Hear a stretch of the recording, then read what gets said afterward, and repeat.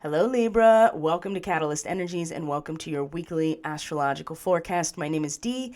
Thank you for joining me. I'm so grateful that you're here, Libra. This is your astrological check-in leading up to the full moon in Gemini, which will be on December 18th through the at December 18th. Normally we would be looking at the week leading up to this, but since that just didn't happen last weekend in terms of, time and workload and other things going on, we're going to do a little bit of retrospective of how we are going to all get to this point, but specifically for Libra rising, Libra moon, Libra sun, in that order. This reading is going to show the areas of your life where a lot of the impact is going to be made, has been made, and will continue to be made, because not only did this lunar cycle start in Sagittarius, which for you, Libra, is your third house of your mind and learning and language and your immediate environment and intellectual pursuits or the pursuit of knowledge. The lunar cycle started in Sagittarius, but it started with a solar eclipse. So a lot of these themes are certainly going to be elongated out through the eclipse cycle over the next 6 months, but also too that a very revealing full moon in Gemini is really bringing a lot of the attention for Libra in the axis of mind and understanding, right? Of knowledge and meaning, and the mind and the higher mind. And so we're going to focus on these areas today, but there are other transits that were very big at the beginning of this quarter, which is the second lunar quarter, that starts with the moon in a square to the first quarter, the sun in a square to the first quarter moon, that was on the 10th, as you see here. And that began this lunar quarter, the second lunar quarter. But on top of that, the sun was in a square to Neptune directly, and the moon was pretty much in conjunction with Neptune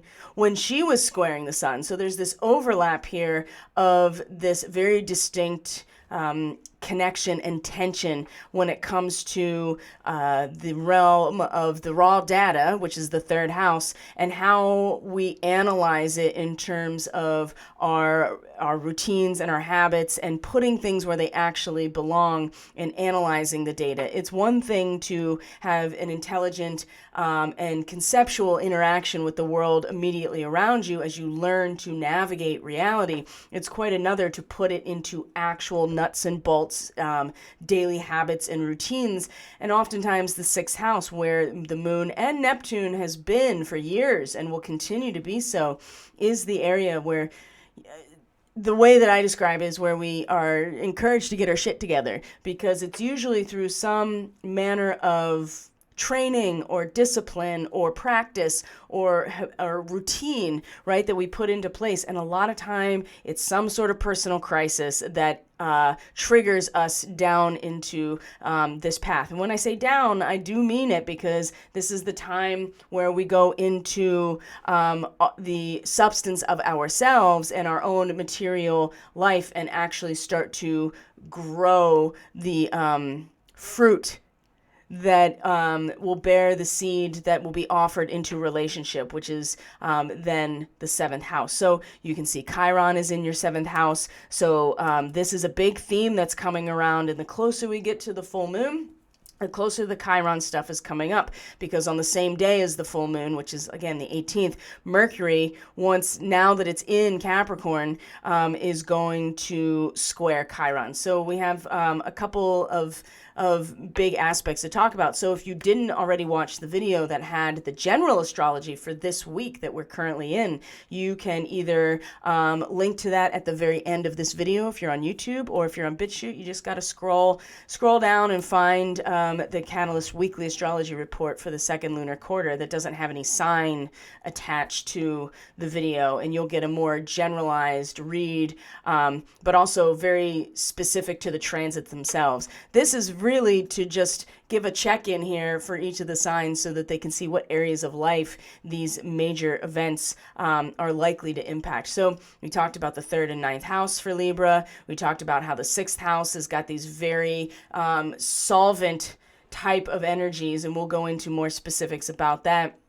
Chiron in your seventh house of relationships, right? A big wounding and a big identity issue when it comes to your interpersonal relationships, Libra, that has been there and will continue to be, opportunity to investigate this for years to come. So, because Chiron moves so slowly in its orbit, just like the outer planets. But then we have Venus and Pluto, which came into a conjunction, which was the first of 3 that'll happen in a very short amount of time, because Venus is about to station into her retrograde and come back over. Also at the time of the full moon. So you can see how the things that have happened at the beginning of this week and the dynamics that were set up are definitely applicable to the full moon itself and the areas of life that the full moon is going to reveal a lot in. And for Libra, if we're tracking the moon right now through this process and through this report, even leading up to a full moon, well, the moon rules your 10th house of career, of mission, of destiny. So a lot of this is going to reflect back to you in some way or other, where you can apply it into your mission, your career, your destiny, the zenith of what you are here to do. Which is, Libra as a person, right? You project yourself as this very fair and balanced and very invested in balance within yourself and presenting that persona to the world. But there is a very strong, protective, and very intensely feeling element of the Cancerian energy, of course, that is really what you're here in terms of your contribution to society. And there's something about this full moon for Libra, I think, is going to be the most hermetic. Excuse me. When I say hermetic, it's there's something, I don't know what it is, and I actually did pick the lovers for Libra for this reading, and which is the Gemini card, and we have the full moon in Gemini in the house of the opposite of Gemini, which is the 9th house. So Libra's in some ways kind of the nature of their being to seamlessly transfigure themselves to create a balance in the system is very strong. And there's something about accepting the duality and all of there's a choice that's coming for Libra. Let's just put it that way. And a commitment that needs to be made I would say, in the realm of belief and understanding and a willingness to commit to it no matter what, because it's going to have a direct impact for Libra ultimately on later in the year, I think, when the Cancerian energy is much more active.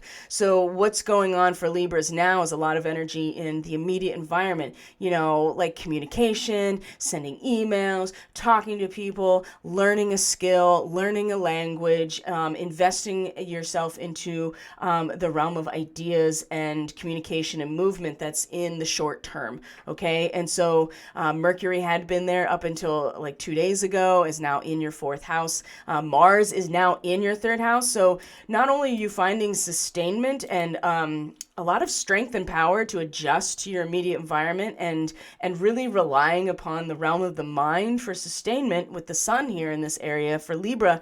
Now you have Mars here. And this was the area of the eclipse, right? And so there's a purification happening for all of us with this eclipse that is going to unfold over the next several months of what needs to be purified out of our cultural value system, our sense of meaning and belief, and the big picture in order for us to not bring it into the next cycle, right? We're all going through this, but for Libra, it's in the realm of like what you know and what's actually in your brain and how you how you communicate, what is the quality of the language that you're speaking, what is the meaning behind your communications and all of your activity. I think that this is, we're all going through this, but for Libra in particular, it's what's right in front of you and how you conceptualize the world right in front of you through your mind and through your reasoning and empirical data. And the 3rd house is the Gemini house. So there's something very particular with Libra out of all the readings so far that is really speaking to a distinct mastering of duality, and part of that is the acceptance of both sides and committing to the outcome when you cause and effect, right? And so even though the eclipse itself is going to have this purification process, right? The phoenix that eventually will emerge from the ashes. It's going to be a slowish burn over the next couple of months for all of us. Now you have Mars here that is really going to give you a lot of courage and initiative in matters affecting your immediate environment, right? You're going to have sharp analytical mind, a power to cut yourself off from all the bullshit entanglements, and independence of thought, intellectual pioneering. But the downside to this is the potential to become very caustic when your beliefs are attacked. And again, when we talk about beliefs too, I mean, Sagittarius is all about the belief system and the meaning behind what we do, because fire is the action. There's something very important that you don't want to miss with this full moon in terms of certain ideas and concepts that have given you meaning in the past, or the way that you have even engaged intellectually with information in the world around you that has given you meaning. There's something that is ultimately holding Libra back in the realm of belief and the value system. That it's just, you'll just reflect back out just through the nature of being engaged with your immediate environment and your own mind. If you're just engaged with your own mind and you're willing to consciously come into this dual nature that you are already capable of managing, and just by being yourself, I do feel like that this full moon is going to allow you to be like a seer of what for the belief systems in general need to go, and what is it that is ready to be released to release all of us. It's just going to be in Libra in the belief system. And so there's a certain amount of detachment that Libra, strangely enough, is going to want to bring into awareness with what they're reflecting back out as outdated belief systems, because they might also be your own outdated belief systems. And there's a very likely chance that that's the case. And if you are really committed to the process itself, which you will feel, I think, with all this third house energy, especially very engaged and energized and finding a lot of your voice, especially with the galactic center right here. It's going to come right into your immediate awareness. If you are able to hold, what you are pulling in from the galactic codes in the galactic center right into your mind, I think that, if you are able to not get triggered, this is where Mercury is going to come into a big, right front and center with all of this. And I'll explain that. I think, though, with the full moon on the 18th. Now, what's challenging this? First, these squares to the moon in Pisces that happened on the 10th, and then right after that with Neptune directly. So you've had Neptune here for a while, and it's a solvent like no other for the 6th house. In fact, you will find yourself with the Neptune in the 6th house being so successful as a potent solvent of you as an individual person that your inner emotional transformation is so thorough and far-reaching that it may be really difficult to reconstitute yourself. And with the moon meeting Neptune, there was a big surrender and trust to this process unfolding in accordance to a much larger cycle. And I'm not saying that you would not do things or take action in terms of your daily activity or your routines or even your healing process, Libra. But sometimes it can be, there's a lot of compassion that gets brought into your a desire to be of service, right? Which is really what we're doing in the 6th house by training ourselves, by disciplining ourselves, devoting ourselves to a cause. But really, it's the cause of our own personal transformation. And with Neptune being here, it's, that process is so, like, again, it's so thorough and far reaching based on the connection to the cosmic consciousness that sometimes it's really difficult to bring yourself back into form. And I feel like that the squares over to your third house, especially with the moon involved, really challenged like there's a lot of busyness in terms of, like, again, your thoughts and your mind and your immediate act. You're moving around a lot. You're making moves. You're doing things. You're talking to people. You are online. You're setting things up. Like, there's just, the mind is working. The actual nervous system is working in response to what's right in front of you, and getting a lot more infusion of masculine energy. And then when it comes to the actual work that you're doing on yourself, to make yourself actually worthy, which is a big issue for Libra, because this is where Chiron is in your seventh house. There is some serious issue about your worthiness to just be who you are in your interpersonal relationships. And boy, oh boy, Libra, so good at transfiguring that you will just, whatever it takes, especially with Chiron here now, whatever it takes to, be the wounded healer, you are definitely doing it. This is so powerful over here that I think that the squares to your third house energy, with the eclipse and even with these squares over to here, the Sun and Neptune, they're really no match for, like, the total diffusion and your very intuitive, deep intuitive psychic connection to your work and service, and your daily activities being inseparable from the collective. And this might have this is the knowledge, this is raw data, right? This is what you're working with, and your mind just functioning.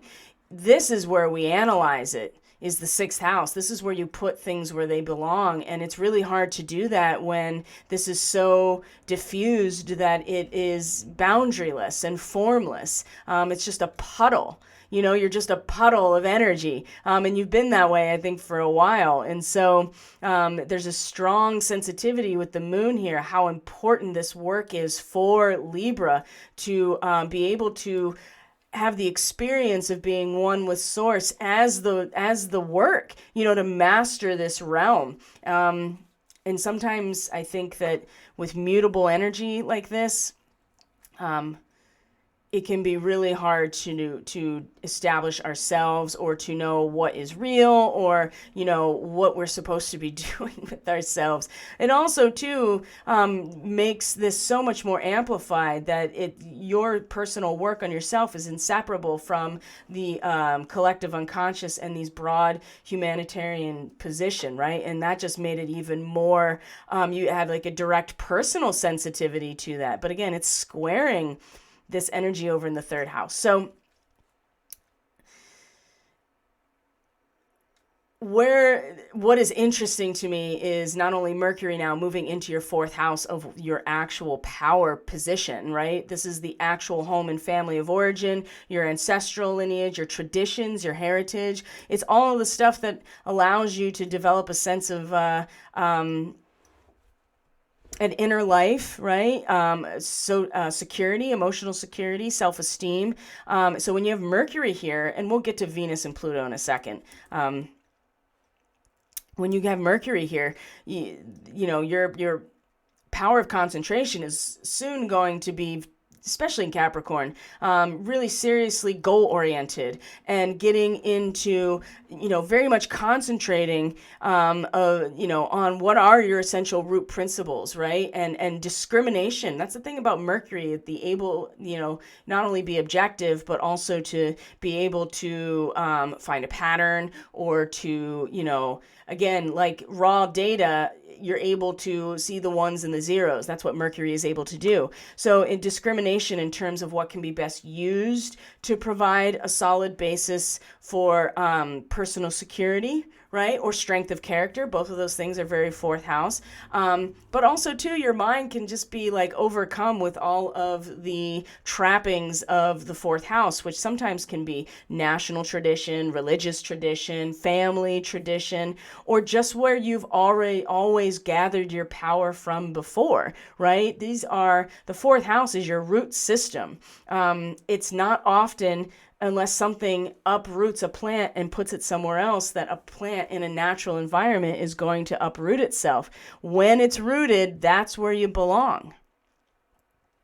And that's where you stay, and that's where you bloom, because that's where you're planted. And we need not be able to change that story, but we can expand into our inner life forever, infinitely, if we go beyond just those stories. So Mercury is going to be concentrating on this, really thinking about it, like bringing that mental acuity and intellectual functioning and the ability to see the ones in the code, basically, in this fourth house, because Venus and Pluto coming together first out of 3 times in your fourth house. I mean, something either went totally sideways, something of value was really put to the test of destruction, or there was a massive opening as a result of like this transformational power coming right into your lap. And as a Libra, Venus is, one of your ruling planets, essentially. It's your chart ruler. And so especially the ability to be balanced and to be sensitive to the balance of powers, and to have Venus and Pluto, which is the last word on everything. Even if we transfigure ourselves at the end of the day, it all goes back to the source. And Pluto is that journey where we lose a part of ourselves to gain something more. That's all ultimately what Pluto represents, but it's so difficult because it's so visceral and powerful. So something in this area, home and family, your traditions, your national heritage, where you gather your personal power and emotional security, whatever that is for you, either a massive heart opening with Venus and Pluto coming together, or a very graceful but powerful releasing of something, and something of value, something that has to do with the value that is brought to your home, to your family, to your traditions, and the meaning that you give to your own feelings about where you come from. So this, more than the others so far, Libra has felt like the Venus-Pluto conjunction in this area is a very powerful opening, although it could have erupted in some serious sideways motion or disruption or something in your home, in your family, in your traditions. And it had a lot to do, I think, with the body. And for Libras in particular, it's going to be your sensitivity to what is out of balance in these areas, and kind of being offered up. And so again, this is where a heart opening could really come in. So with Mercury coming into this area now, the mind, which has been really, really strengthened and invigorated with still the sun there, and now Mars is really going to be addressing these issues, whatever they are for you. Now, the square to Chiron is where we're all going to have this opportunity to tap into whatever frequency band we want, and it's going to, at a social level or a larger level, at a collective or group integrative level, tapping into that frequency band and having a square to what will be a direct. It'll be a direct Chiron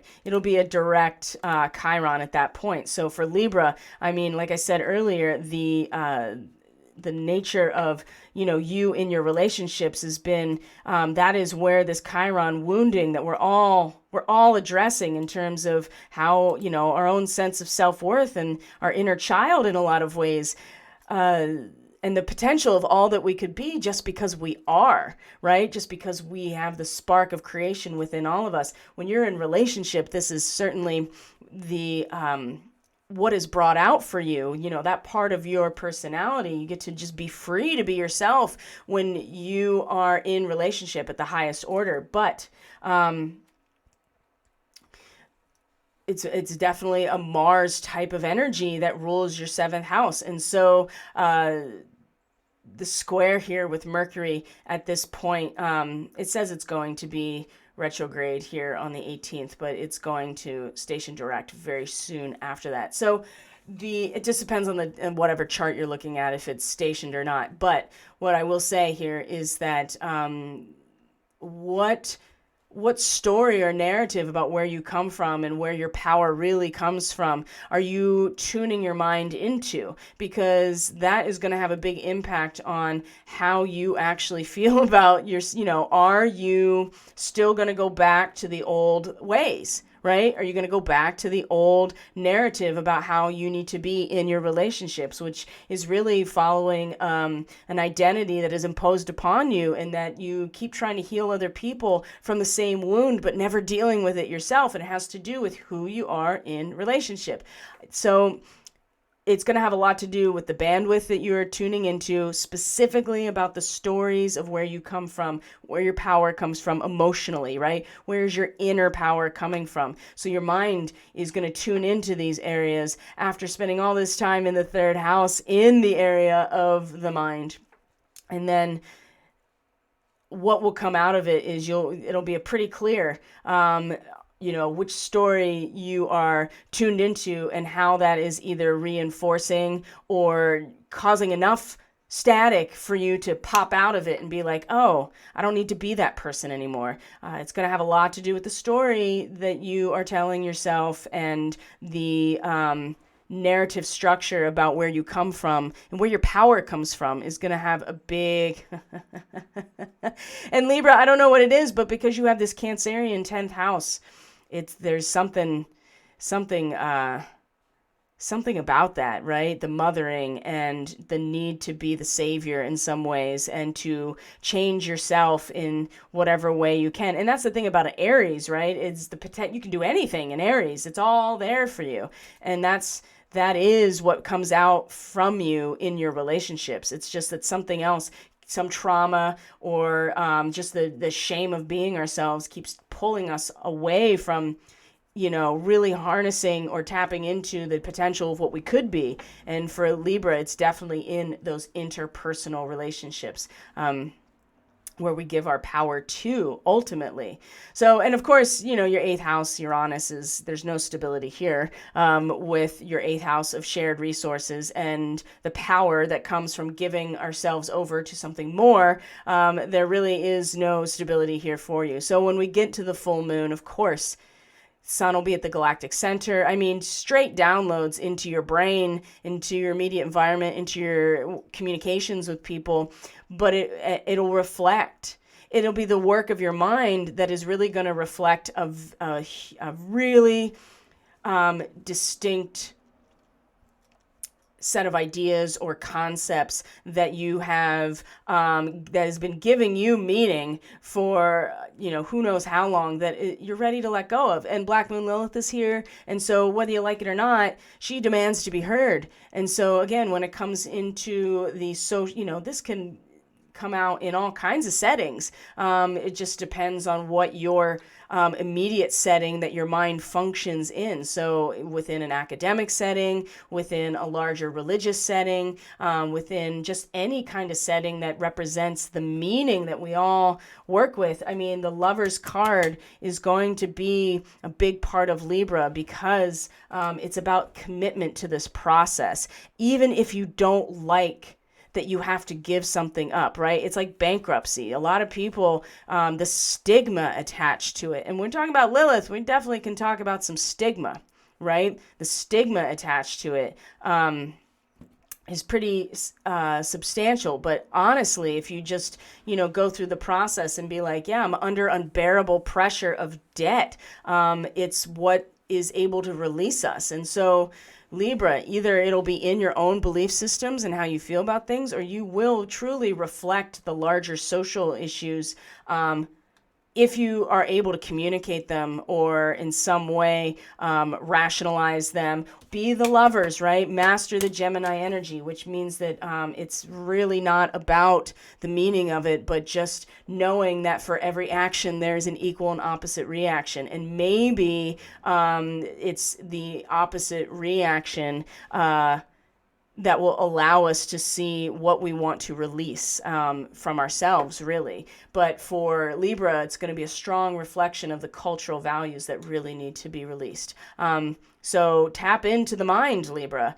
That's, it should be something that you're not uncomfortable with being a Libra. It's all about applying your knowledge. So, but you don't want to be attached to it, and you don't want to necessarily have all this momentum. You just want to see it for what it is, right? And there's such a, like I said, the stigma attached with Lilith is substantial. But if we recognize our own trauma, Chiron, if we recognize our own feelings, the moon, then we can allow this really primal energy that Lilith represents to come up and out and demand to be heard without it actually being our identity.